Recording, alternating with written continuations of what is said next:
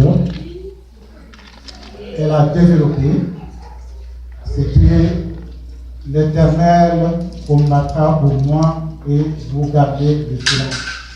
C'était sur Exode 14, 14.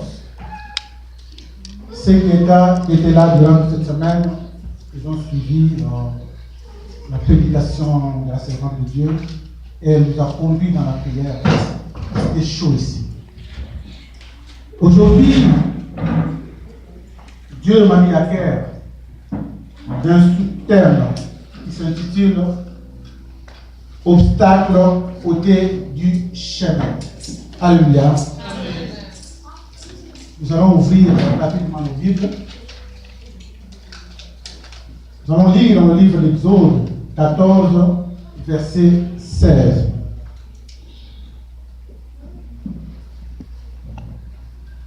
Je lis la parole. Toi, lève ta verge, étends ta main sur la mer et fends-la. Et les enfants d'Israël entreront au milieu de la mer à sec. Alléluia. Amen. Si nous lisons ces textes, et nous voyons qu'on parle ici des enfants d'Israël. Les enfants d'Israël, pour nous, c'est une référence, nous les chrétiens. Après la souffrance en Égypte, Dieu a suscité Moïse pour libérer les enfants d'Israël. Ils ont quitté l'Égypte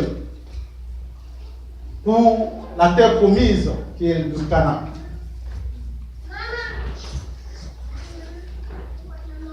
Pendant leur marche, la Bible nous dit que l'Éternel alla au-devant d'eux.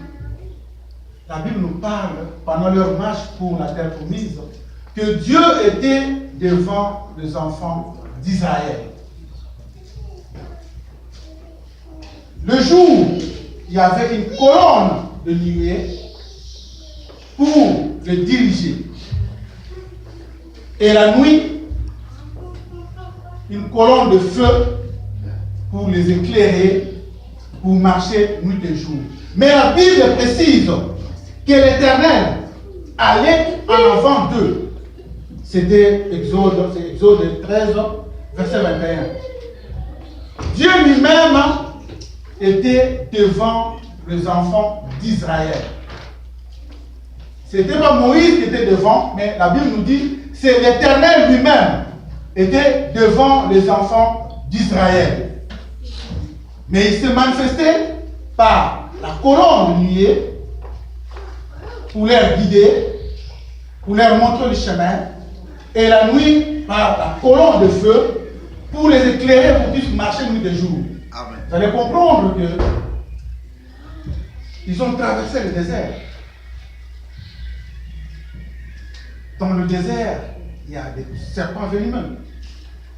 Il y a des scorpions venimeux. Mais Dieu lui-même, comme tu dit avant les enfants d'Israël, lui-même protégeait les enfants d'Israël. Alléluia. Amen. Alléluia. Amen. Mais rien n'a empêché que les enfants d'Israël puissent s'arrêter devant la mer. Pendant leur marche, les enfants d'Israël, ils étaient face à la mer. Le colonne de feu est arrêté et le colonne de nuée était arrêté. Ils ne pouvaient pas traverser la mer. Ils étaient arrêtés au bord de la mer. C'était un obstacle pour eux. Personne ne pouvait se jeter dans la mer parce que personne ne connaissait la profondeur de la mer. Et tout le monde était arrêté au bord de la mer. Mais sans oublier que dans leur marche, c'est Dieu lui-même qui était devant eux. Mais devant la mer, tout était arrêté pour eux.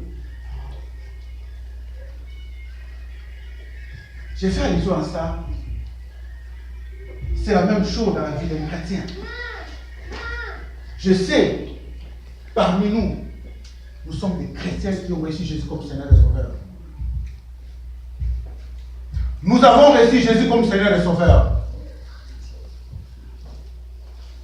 Parce que dans le livre de Galates 3, versets 28 et 29, la Bible nous dit qu'il n'y a ni juif, ni grec, ni esclave, ni libre, ni homme, ni femme.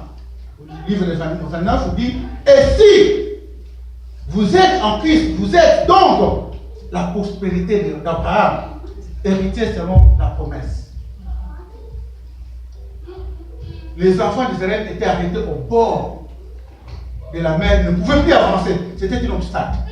C'est la même chose, mon frère, ma soeur, quand nous sommes là. Parmi nous. Seul Dieu qui connaît son problème. Je viens d'entendre ici, pasteur vient de parler de la part de la servante de Dieu. Tu vois sa robe, ça cache le problème. Sa robe, ça cache le problème à l'intérieur. Sa peau, ça cache le souci, même la maladie. Et son cœur, c'est là où il conserve tous ses problèmes. D'où personne ne peut les savoir. Il est bité, elle est en face de la mer. D'où elle ne peut plus continuer. Comme moi-même, j'ai aussi des problèmes. Je sais parmi nous. Quel est ce problème? Qui est votre mère? Qui est votre obstacle? Je sais parmi nous, les autres qui pleurent dans la nuit. Il pleure parce qu'il est face à la mer. Et cette mer, c'est son problème. Cette mer, c'est ce problème qu'il n'arrive pas à résoudre. Qu'il n'a pas de solution. Ou qu'elle n'a pas de solution. Il faut l'intervention de Dieu.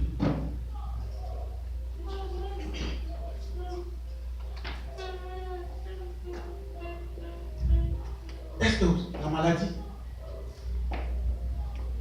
Est-ce que c'est la maladie qui te dérange? Est-ce que cette maladie qui t'empêche d'avancer? Qui est une mère devant toi? Est-ce que c'est ton fils ou ta fille qui est malade? Et tu cherches des solutions partout. Et tu ne trouves pas. Tu es bité devant la mer. Une barrière, un obstacle devant ta vie qui t'empêche d'avancer. Comme c'était les enfants d'Israël. Est-ce que le papier? J'ai entendu ma soeur, notre maman nous a dit dimanche passé. Je voyais ma soeur danser chaque jour ici. Chaque dimanche, elle dansait chaque jour. Mais entre dans son cœur, c'est une femme qui pleurait. Elle ne pouvait pas voir sa famille. Elle ne pouvait pas voyager. Elle ne pouvait rien faire. Parce qu'elle avait la mer devant elle, qui est un obstacle, qui est manque de papier. Est-ce que c'est le voyage de tes enfants? Qu'est-ce qui te bloque pour que tu puisses avancer, mon frère et ma soeur?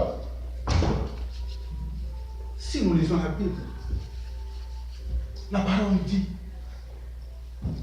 que Dieu lui-même a accompagné les enfants d'Israël. Mais les enfants d'Israël s'est arrêtés devant la mer. La colonne de nuée était arrêtée et la colonne de feu était arrêtée. Tu te dis chrétien ou chrétienne, mais tu te trouves impuissant ou impuissant devant ce problème ou ce problème qui te dérange. Quel est ce problème? Personne ne peut le savoir sauf Dieu. Si tu ne le dis pas à l'homme de Dieu, si tu ne rencontres pas l'homme de Dieu, personne ne peut le savoir. Sauf Dieu peut le savoir. Mais la Bible nous dit, les enfants d'Israël, devant la mer, mais quand ils ont levé leurs yeux, ils ont vu les Égyptiens, l'armée du Pharaon derrière eux. Ils ne pouvaient pas avancer parce qu'il y avait la mer. Parce que personne ne connaissait la profondeur de l'océan. Et personne ne connaît la longueur de l'océan, de la mer. C'est la profondeur était le problème. Et c'était ça que les enfants d'Israël, avant de parler à Moïse, que est-ce qu'en Égypte, il n'y a pas de sépulcre? Ils n'ont pas commencé à parler à Moïse, mais ils ont tourné les yeux, ils ont crié à Dieu. Ils ont commencé tout d'abord à crier à Dieu, à l'Éternel. Ils n'ont pas commencé à parler à Moïse. Ils ont parlé à Moïse après. Mais ils ont commencé, ils ont tourné, ils ont crié à leur Dieu parce qu'ils savaient qu'ils marchaient avec leur Dieu. Vous pouvez le voir. Dans le livre Exode toujours. 14, 10 à 11. Les enfants d'Israël, ils ont tout d'abord crié à Dieu avant de parler à Moïse. Parce qu'ils savaient que Moïse ne peut rien faire sans leur Dieu. Et c'est pour cela, mon frère et ma soeur, les enfants d'Israël ont crié à leur Dieu. Et ils ont parlé à Moïse. Et Dieu, à ce temps-là, et à ce moment-là, Dieu a dit à Moïse, il ordonne à ce moment, c'est le nom de Dieu. À ce moment, il a ordonné à son serviteur qui est Moïse. C'est là où j'étais au début, Exode 14, verset 16. Et Dieu ordonne, a dit, dis à Moïse, toi, Moïse, lève ta verge. J'aimerais te le voir. Dieu parle à Moïse. Il ordonne à Moïse, parce qu'il a entendu le cri des enfants d'Israël. Il dit, toi Moïse, lève ta verge.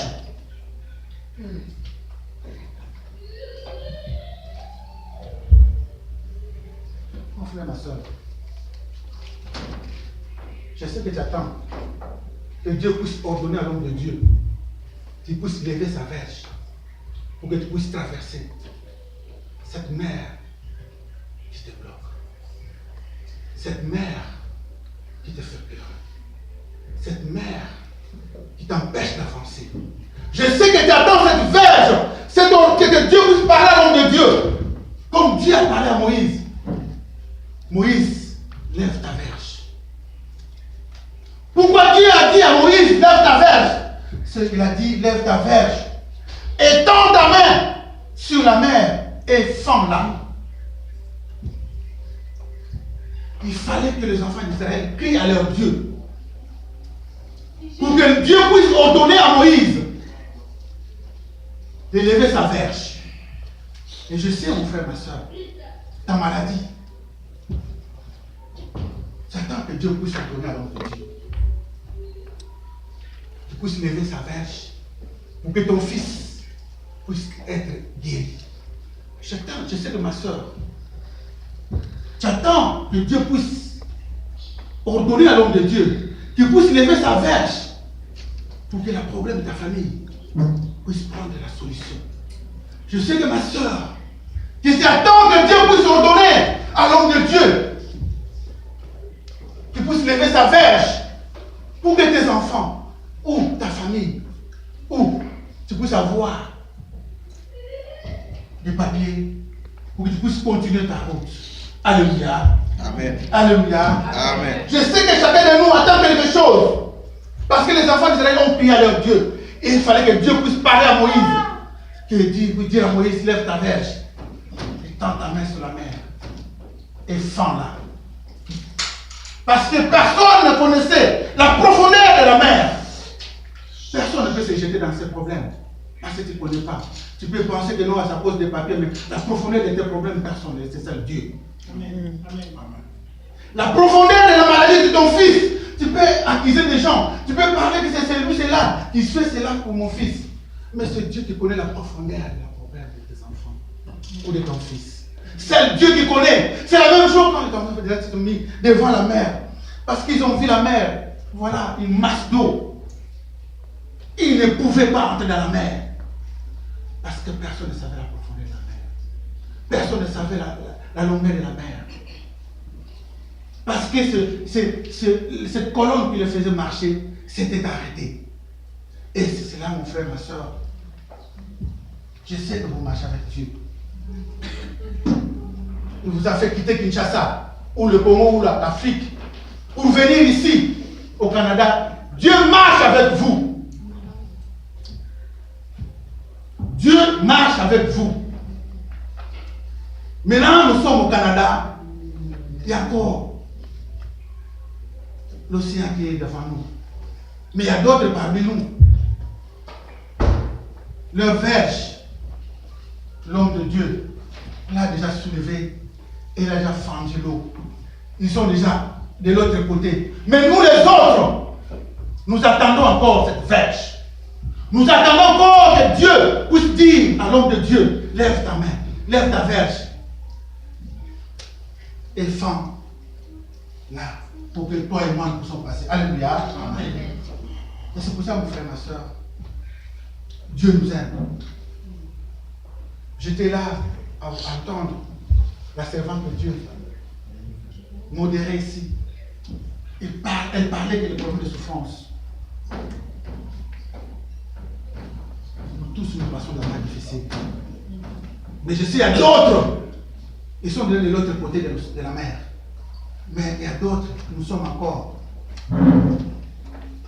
Nous attendons cette verge. Nous attendons que notre Dieu puisse dire à l'homme de Dieu, lève ta verge. Alléluia. Amen. Alléluia. Amen. Nous allons lire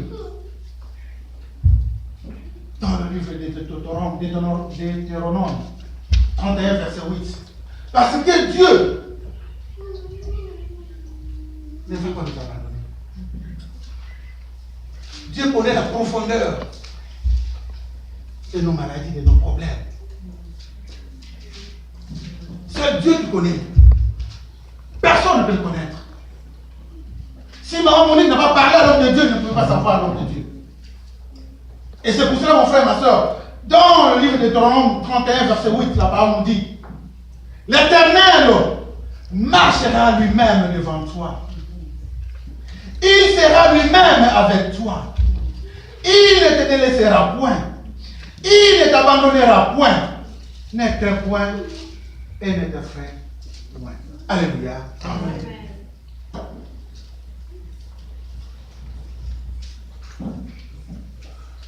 Tu es pitié. La mer t'a arrêté. La mer a arrêté votre progression. Et cette mer, c'est tes problèmes. Et cette mer, c'est mes problèmes. Mais la parole de Dieu nous dit, l'Éternel marchera lui-même devant toi. L'Éternel va marcher lui-même devant toi, ma soeur, mon frère. Lui-même va marcher devant toi. Parce qu'il te connaît par ton nom. Parce qu'il te connaît par ton nom. La servante de Dieu vendredi, là, beaucoup procès ici. Elle a beaucoup parlé de ça ici vendredi. À ce Dieu ici. La Bible nous dit, il sera lui-même avec toi. Il ne t'abandonnera jamais. Parce qu'il te connaît. Quels que soient tes problèmes, quelle que soit cette maladie qui te dérange, quels que soient tes problèmes de papier, la parole nous dit, ton Dieu sera avec toi lui-même. Pas avec quelqu'un, mais lui-même. Il ne t'abandonnera point. Il va t'abandonner durant ta marche. S'il t'a accompagné de Kinshasa jusqu'ici, des kilomètres, et qu'est-ce qui va manquer à ton Dieu pour te donner des papiers? Qu'est-ce qui va manquer à ton Dieu pour guérir ton fils ou ta fille? Qu'est-ce qui va manquer à ton Dieu pour restaurer ta santé? Alléluia. Notre Dieu est capable. Accrochons-nous à notre Dieu. Accrochons-nous à notre Dieu. Parce que nous aussi, nous sommes la prospérité d'Abraham. Nous sommes les héritiers selon la promesse. S'il a fait dans ce temps-là avec les enfants d'Israël, Et il est le même Dieu. Il n'a pas changé. Il est le même. Il est le même, il est capable de changer la situation de ton fils ou de ta fille ou de votre situation d'immigration dans ce pays.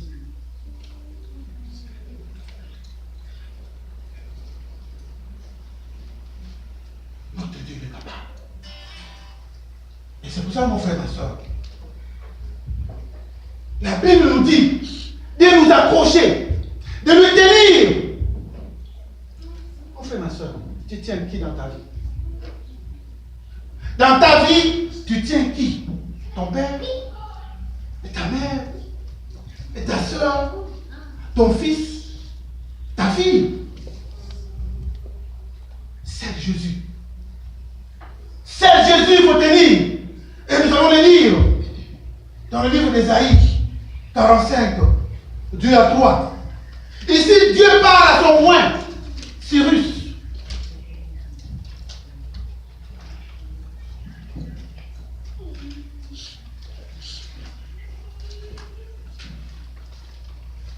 Je lis la parole.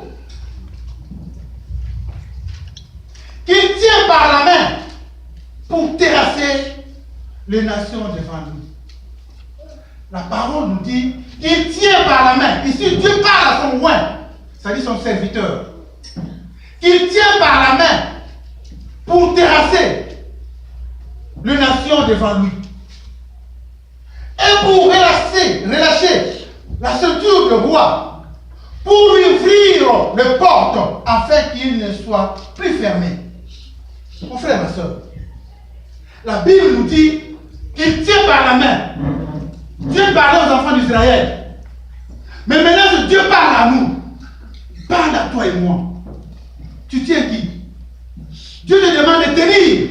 De tenir. Que tu tiens par la main pour terrasser ceux qui complotent contre toi.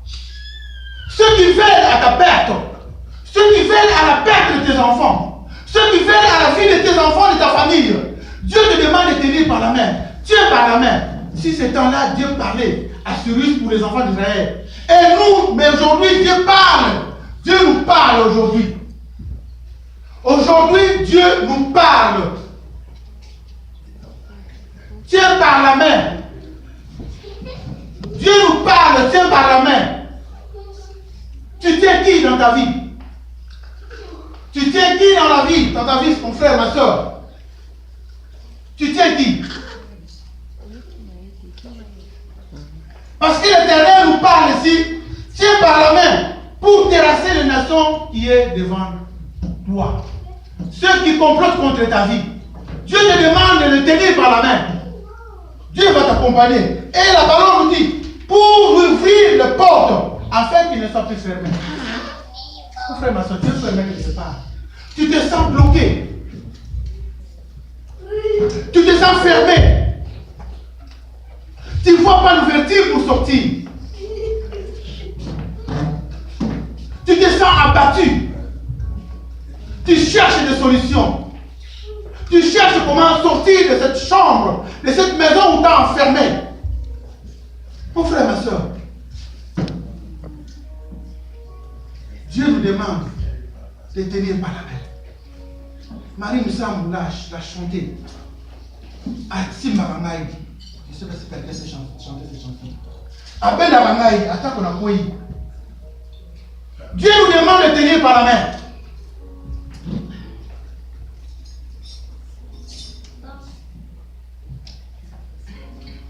Il nous les demande, mon frère, ma soeur.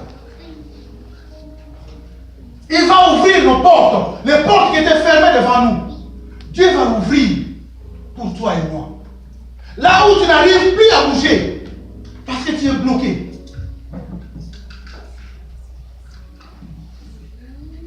Parce que tu es fermé. On vient de le dire ici, que Satan n'est pas encore été arrêté. Satan est encore là. Le diable est encore là. C'est Dieu lui-même qui va l'arrêter. Il dérange encore les enfants de Dieu. Il nous dérange encore jusqu'à présent. Personne ne peut dire non, moi non. Nous tous. Il est là, il rôde comme un lion. Et c'est ce que la Bible nous dit ici. Pour lui ouvrir le porte, afin qu'il ne soit plus fermé. Tu sens que ta vie est barrée. Ta vie est barrée, tu ne peux plus rien faire. Tu ne peux plus rien entreprendre, rien ne marche. Tes dossiers d'immigration ont été mis sous la table. La santé de ton fils est mise sous la table par ceux qui veulent à la vie de ton fils.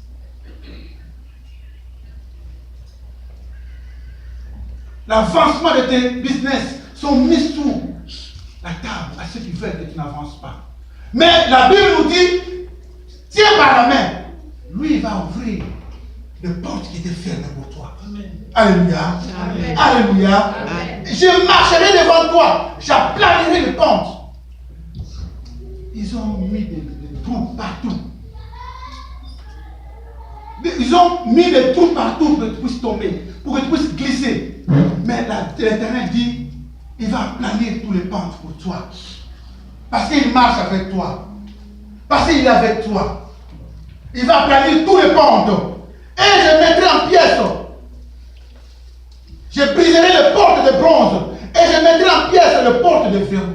Les portes de verrou de fer. Dieu va tout briser pour toi. Parce qu'il te connaît par ton nom. Amen. Parce qu'il te connaît par ton nom. Il a entendu tes cris. Parce que ça a commencé dans mon message. Les enfants d'Israël ont crié. Dieu a entendu leurs cris et il a assisté Moïse. Pendant leur route, ils ont été arrêtés par la mer. Les enfants d'Israël ont crié tout d'abord à Dieu avant de parler à Moïse. Toujours, ils ont commencé à crier. Tout d'abord à Dieu avant de parler à l'homme de Dieu. Et c'est à ce moment-là que Dieu ordonne à l'homme de Dieu. Et c'est pour cela que l'homme de Dieu toujours parle, que nous marchons avec le Saint-Esprit. Parce qu'il entend Dieu lui parler avant d'ordonner ce qu'on peut faire dans cette assemblée. Et c'était la même chose avec Moïse. Moïse était orienté par Dieu. Tout ce que Moïse faisait était orienté par Dieu. Rien que Moïse faisait sans Dieu. Il considérait toujours Dieu. Et c'est pour ça que les enfants d'Israël criaient tout d'abord à Dieu et ils parlaient à Moïse. Et c'est pour ça, mon frère, ma soeur,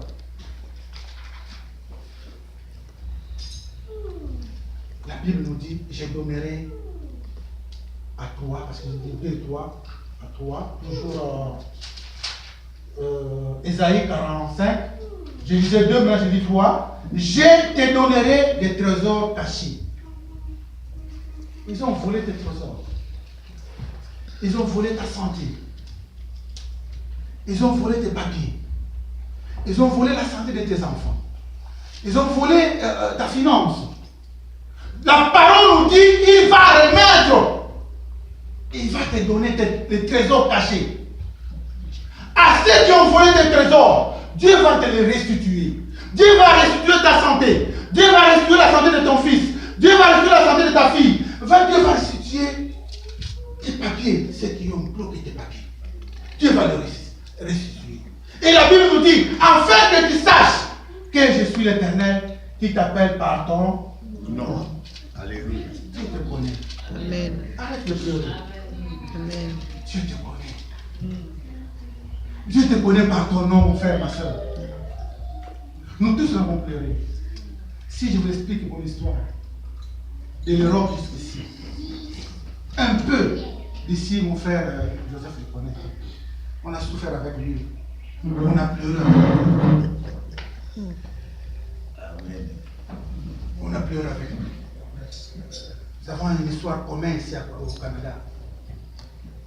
Enfermé, enchaîné. Vous comprenez? Enfermé, enchaîné. Du pied jusqu'aux mains, aux bras. Mais Dieu nous connaissait par notre nom. Amen.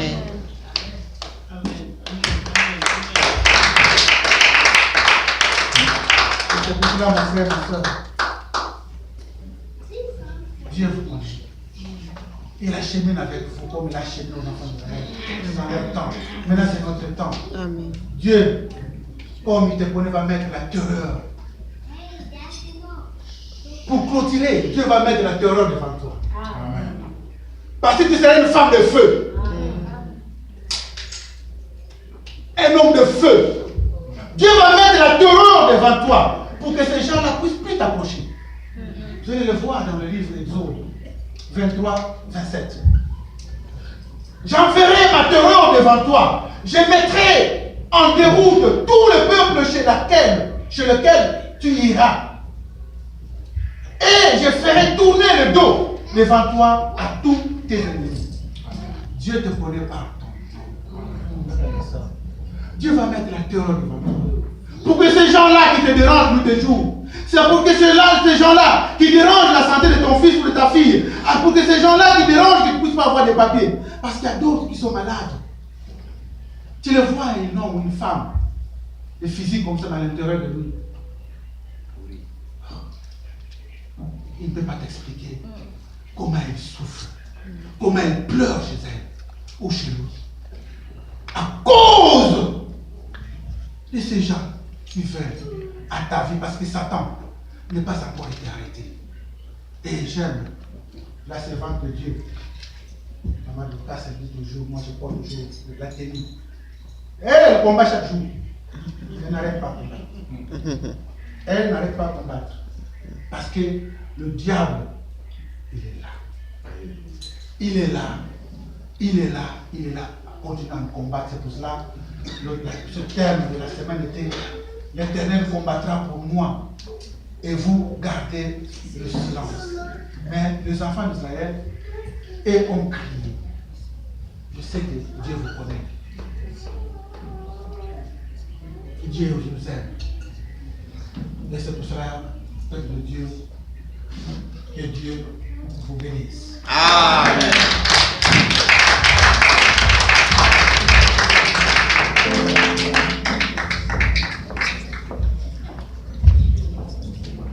Amen. Gloire à Dieu.